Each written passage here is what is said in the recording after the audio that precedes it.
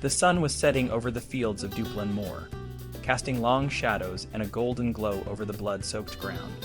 The air was thick with the stench of death and the cries of the wounded. Amidst the chaos, a young man named Edward Balliol stood tall, his face stained with sweat and dirt. His army, a ragtag group of rebels known as the Disinherited, had just achieved the impossible. They had defeated the much larger and better equipped army of the new Scottish king, David II, in a battle that would change the course of history. It was August 11th, 1332, and the world was about to witness the rise of a new king, one who would challenge the very foundations of power in Scotland and beyond. Edward Balliol, the son of the former Scottish King John Balliol, had lost everything at the Battle of Bannockburn in 1314, but he had not given up. He had gathered a small but determined group of loyal followers, including his close friend Henry Beaumont, a seasoned warrior who had fought in countless battles. Together, they had launched a surprise attack on the Scottish forces, catching them off guard and turning the tide of the battle in their favor. The victory at Dupplin Moor was swift and brutal. The Scottish army, led by the young and inexperienced David II, was routed. Many of the Scottish nobles, including several earls, lay dead on the field. The air was filled with the sounds of horses' hooves and the clash of swords. But as the fighting subsided, it became clear that Balliol's forces had won the day. In the aftermath of the battle, Balliol was proclaimed king at Scone, the traditional coronation site of Scottish monarchs. The news spread like wildfire, reaching the ears of a young English king named Edward III, who was just beginning to assert his authority over his own realm. Edward III, who had ascended to the throne in 1327 at the age of 14, was only 20 years old when he heard of Balliol's victory. He was a king who had already faced his share of challenges. The first 7 years of his reign had been marked by a nearly constant round of tournaments and political maneuvering, as he worked to establish his authority and build strong relationships with the nobility. His marriage to Philippa of Hainault had been fruitful, producing a son, Edward of Woodstock, and several other children. But England was far from a peaceful kingdom. The Great Famine of 1315 to 1322 had left the land scarred by hunger and death, and the turbulent politics of Edward's father, Edward II, had created a legacy of lawlessness and violence. Gangs like the Fallvilles in the Midlands and the Cotterells in the Peak District terrorized the countryside, killing and robbing with impunity. Determined to restore order, Edward III had implemented radical reforms in the justice system.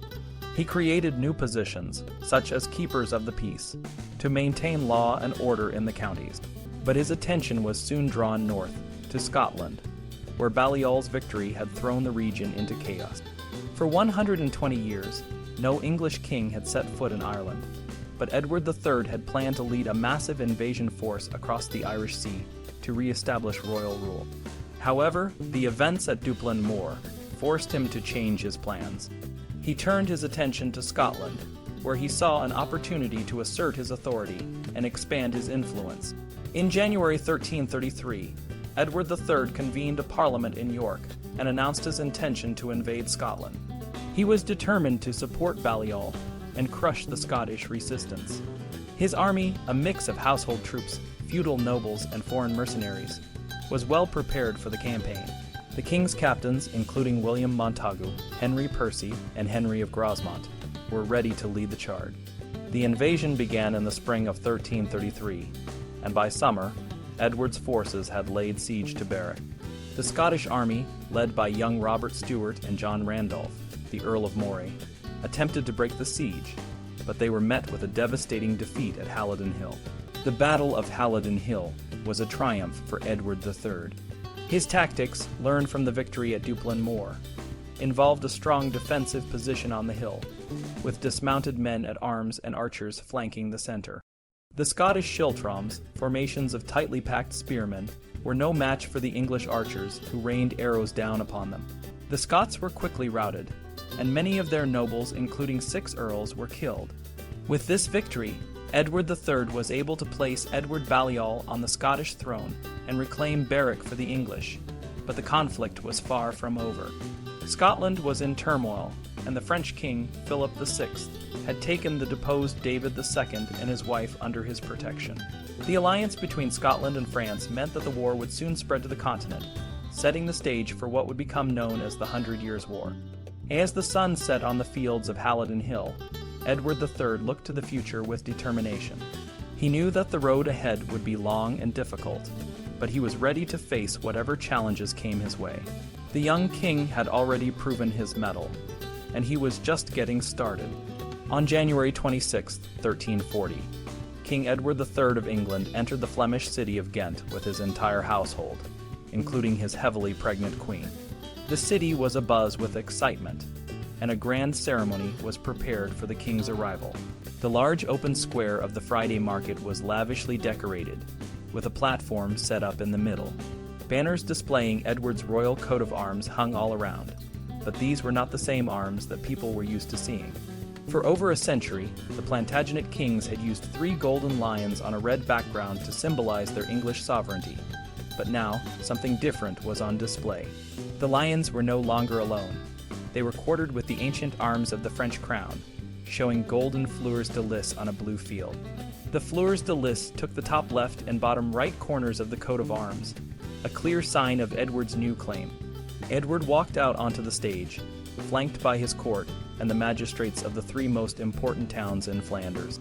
He called on the people of Ghent to recognize him as the king of both England and France. He demanded their loyalty and promised to protect their rights. The crowd was stunned. Edward then hosted a jousting contest to celebrate the day, but the real significance of his actions was clear. He was starting a new chapter in the history of the Plantagenet crown. The roots of the conflict between England and France stretched back generations. The English kings had long held the Duchy of Aquitaine, which often caused friction with the French. In 1259, Henry III had agreed to the Treaty of Paris, doing homage to Louis IX for Aquitaine and giving up claims to Normandy and Anjou. Over the years, English and French interests clashed in trade, politics, and military affairs, especially in the Low Countries, Scotland, and the Channel. In 1328, the death of Charles IV ended the direct line of Capetian kings in France, and Philip VI became king. This change brought new uncertainty and aggression. Edward III, who was related to the French royal family, had a claim to the French throne, but his early reign was marked by political turmoil. By the time he gained control, Philip VI was firmly established, and Edward's claims seemed unlikely. Tensions rose when Edward gave sanctuary to Robert of Artois, a French nobleman who had fallen out with Philip VI. This act provided Philip with a reason to declare war. In December 1336, Philip demanded Robert's extradition, which Edward refused. By 1337, the 2 kingdoms were officially at war. For the next few years, the conflict was more about diplomacy and alliances than actual fighting. Edward formed a grand alliance with lords in the Low Countries and even bought the title of Imperial Vicar General from the German Emperor. He launched a campaign in northern France in 1339, while Philip sent troops into Gascony. But the war really escalated in 1340, when Edward formally claimed the French throne. On June 24, 1340, 6 months after his declaration, Edward stood on his flagship, the Cog Thomas, watching a fierce naval battle off the coast of Sluys in Flanders. The French fleet, led by Hugues Quiret and Nicholas Behuchet, was anchored and chained together in 3 lines across the mouth of the River Zwin.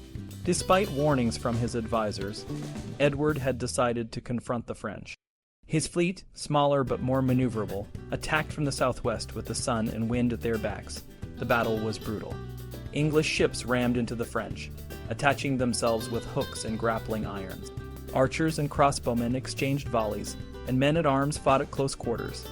The French, trapped and unable to move, were slaughtered. Both French commanders died, and the French fleet was almost completely destroyed. The victory at Sluys was a turning point, giving the English control of the Channel and eliminating the threat to their trade. The battle was celebrated in England and Flanders, but it was just one victory in a long and complex war. Edward III's claim to the French throne had set the stage for the 100 Years' War, a conflict that would shape the destiny of both kingdoms for generations to come. The war with France was taking a toll on England, both in money and in the lives of its people. King Edward III, who had been fighting for 3 years, was in a bind. His military campaign was massive, and the costs were astronomical.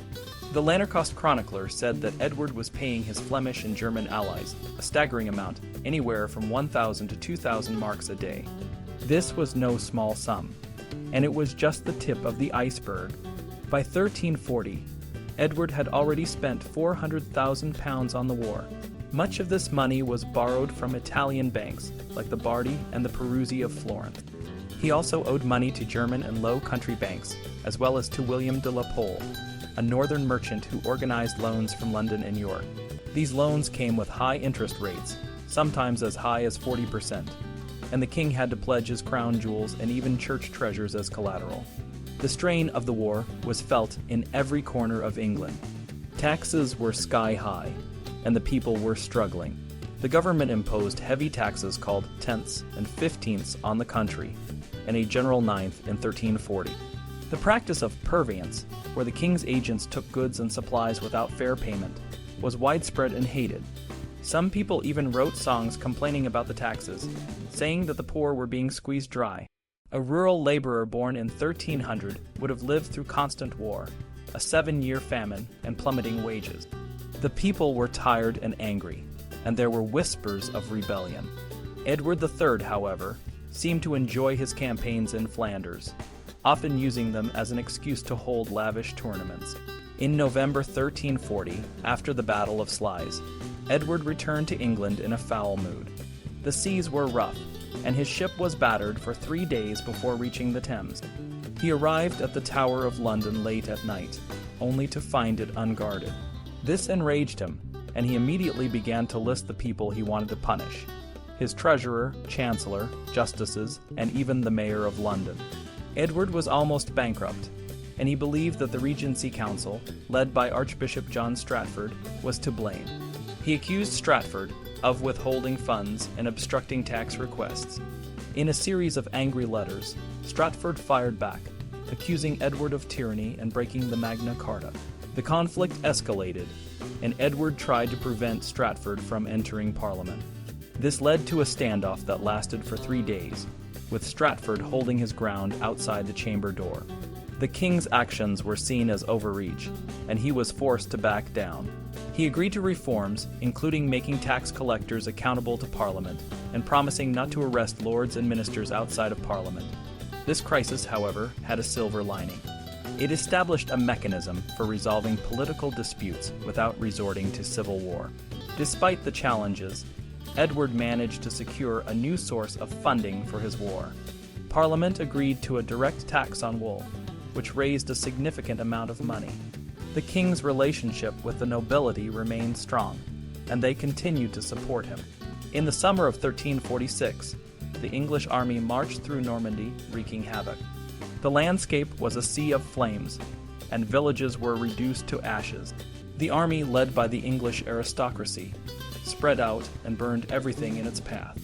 The air was thick with smoke, and the cries of the villagers filled the air.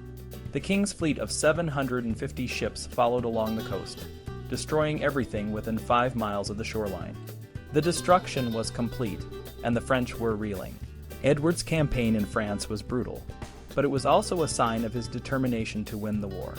The English were making their presence felt, and the French were beginning to feel the weight of the English king's wrath. The land where Edward III and his army now stood had once been under the rule of the Plantagenet kings, but a long time ago, during the reign of King John, this land was attacked and burned by the French kings trying to expand their territory. Now Edward III, the great-great-grandson of John, was ready to take his revenge. He led a massive army of around 10,000 men marching through Normandy, heading towards the Seine River and the cities of Rouen and Paris. Edward had faced setbacks before. In 1341, he had lost control of Scotland when David II returned from Normandy and ousted Robert Stewart, re-establishing the Bruce monarchy. Edward was forced to agree to a 3-year truce in 1343. But the real challenge was in Brittany, where Duke John III died in 1341, sparking a succession crisis.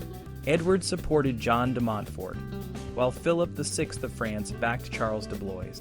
This conflict in Brittany lasted for 5 years and was a major focus of the war between the Plantagenets and the new French royal house of Valois. Edward's ambition grew during this time. He started to dream of a time when his ancestors ruled over a vast empire that included Normandy, Maine, Touraine, Anjou, Brittany, and Aquitaine. In 1344, he issued a new gold coin that declared him King of England and France, a bold statement of his intentions. When peace talks in Avignon, mediated by Pope Clement VI, failed in 1345, Edward decided to escalate the war. He planned a three-pronged attack, one force led by William de Bohun, the Earl of Northampton, into Brittany, another, smaller force led by Henry of Grosmont, the Earl of Derby, to Gascony, and the main army led by Edward himself across the Channel to Normandy. This was the largest military force sent to France since John's attempt to retake Normandy in 1214. Edward's strategy had changed since 1340. He no longer relied on alliances, which were expensive and often unreliable. Instead, he focused on a well-equipped and disciplined English army. Every soldier in his ranks spoke the same language and answered to the king. About half of them were skilled archers, trained to use the deadly longbow. The rest were engineers, miners, clerks, and servants. Some were criminals who had been pardoned in exchange for military service. They brought with them a vast supply of weapons and food. Edward ordered his men to treat the local people with respect, but this was difficult to enforce. The army was large and included many press gang soldiers who were poorly equipped and undisciplined. They often ignored the king's orders and caused destruction wherever they went. The army marched through the countryside, led by Edward's son, the 16-year-old Prince Edward, known as the Black Prince. He was tall and brave, a young man in his father's mold. Accompanying him were experienced commanders like the Earls of Northampton and Warwick, who guided the prince. The invasion was kept secret, and Philip VI of France was caught off guard. The French thought Edward was heading to Gascony to help Henry of Grosmont, who was defending the siege of Aiguillon.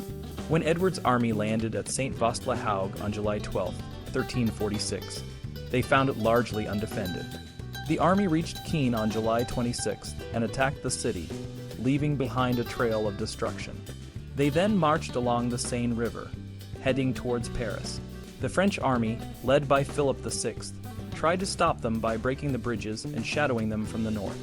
By August 12th, the English were within 20 miles of Paris, causing panic in the city. Philip VI, desperate to stop the English, offered a pitched battle on a plain south of Paris. But instead of accepting, Edward's army turned north, aiming to join forces with the Flemish army near Bethune. However, when they arrived, the Flemish had already gone home.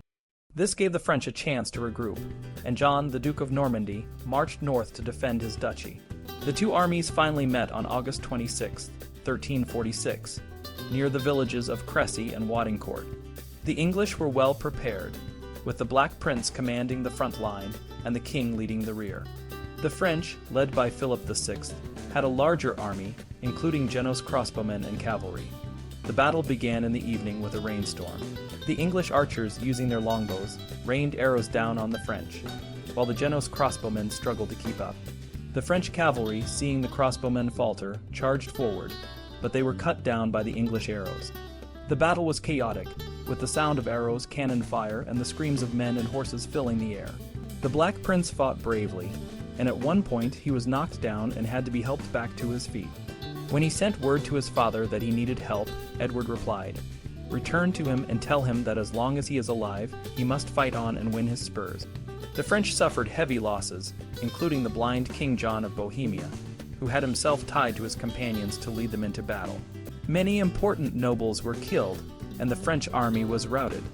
Edward sent news of the victory back to England, declaring that the whole host of France has been laid low. The Battle of Cressy was a turning point in the 100 Years' War.